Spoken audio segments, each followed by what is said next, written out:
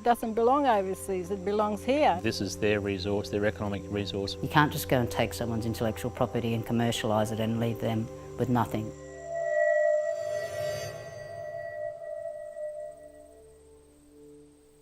So I was growing up, we were taught how to find this plum, what it's for and the use of it. 40,000 years, the family or the generation were using it. We've been eating that since we were little ones. It's a significant to us because it's on our land and it's always been on our land. It's very vital to us, this plant. We've grown with this tree, the branches, and it's like part of our family. That's the tree there, that's the fruit, but they are not ready at the moment. Maybe a month's time, then it will be full ready. This side, they're just freshly dropped off the trees. There's different ones. These are just like a medium-sized ones. We mostly use it as a bush medicine than anything else. We teach our children this thing when you have flus or just want to have some vitamins. They do give us energy as we are walking. We can eat them along the way. And for your headache, I think. The Kakadu plum is the highest known source of natural vitamin C on the planet. Native to northern Australia, the plum has been used by Indigenous tribes for thousands of years. But now this humble plum has captured the attention of the world. As we do more research on the fruit, we just keep discovering more and more amazing potential of it. It appeals to me because I've had nearly 30 years involvement in remote communities trying to support horticulture developments and watching so many of them fail. But he says growing the Kakadu plum commercially could be a success because it's a plant the local Indigenous communities can relate to. Trees that have a relationship to people and people relationship to those trees, and trees that will survive no matter what happens, there's an economic opportunity there. There's an antiviral, antimicrobial, antibacterial, and not just an anti, but uniquely strong.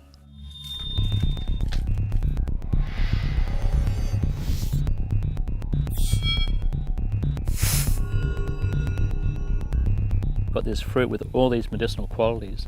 It hasn't even been marketed yet.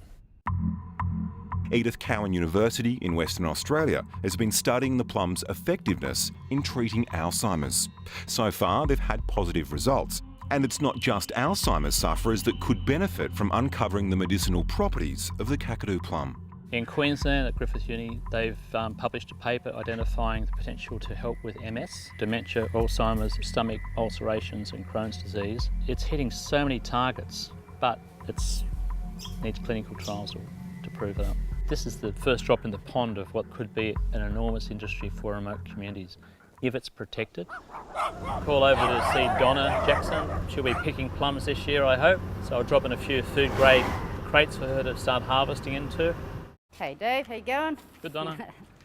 Cool. Here's your crates. All right, deadly. Dave contracted us about 5 years ago to start collecting wild harvest willow goat plum, Damiumba.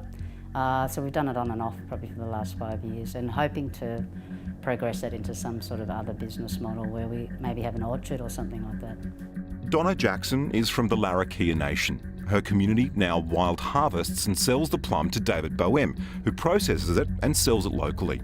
It helps people who are unemployed to get cash straight up and also to get the skills in being out on country and collecting fruit the way that they need to be collected for commercial purposes. I know this current government has been talking about Indigenous programs at work. There's a huge demand for this product and it sounds like we might not be able to meet the demand with the supply that we can get. So it's not like we're trying to create a market, the market's already there. It's definitely more sustainable than a mining lease, not that we're against mining, but there's some issues with mining and its legacy and its impacts on country, and orchard would not have any of those impacts. In fact, you virtually don't even need to use any fertilisers because they're native plants. But growth of this business outside Australia could be restricted if one multinational company gets their way. Only from Mary Kay. Mary Kay sells about $3 billion worth of makeup every year. The US-based corporation is one of the biggest cosmetic companies in the world. They've had their sights set on the Kakadu plum for years. Back in 2007, they lodged a patent application in Australia for a skincare cream using the Kakadu plum, but the government rejected it. Last year, they successfully patented a cream in the US that includes the Kakadu plum extract. One of the key criterions of a patent is to have novelty. So that's about there not being prior existing uses of a product or use of a plant, for example. Well, if there's Indigenous knowledge of some of these things, then arguably certain elements of the patent aren't novel. Dr. Daniel Robinson is one of the country's leading experts on biodiversity conservation and Indigenous intellectual property. He says his main concern surrounding patents on biological resources is that depending on the patent, Indigenous groups providing the resource can be excluded from using it. And if they have an affinity with the said resource, it can be culturally offensive. That's our intellectual property that explained the uses and where you can find the fruits. Mary Kay refused to be interviewed. They said in a statement they were the first to conceive of using the kakadu plum in cosmetics, thus creating a new demand for the plum that never existed before.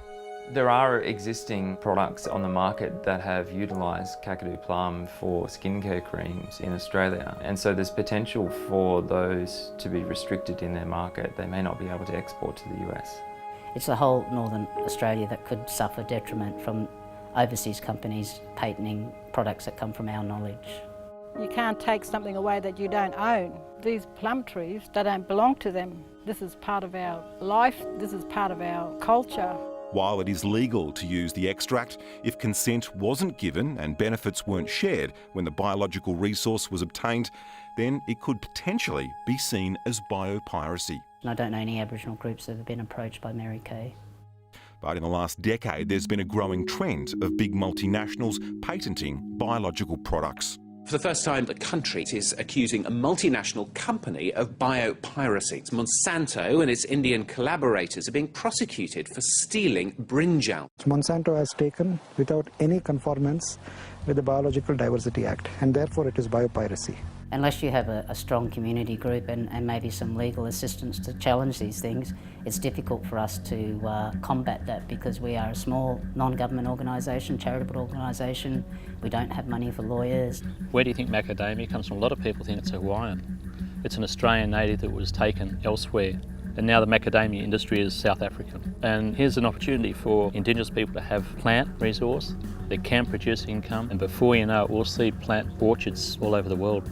The main thing I would like to see happen would be some laws developed in Australia that actively promote and protect traditional knowledge from appropriation.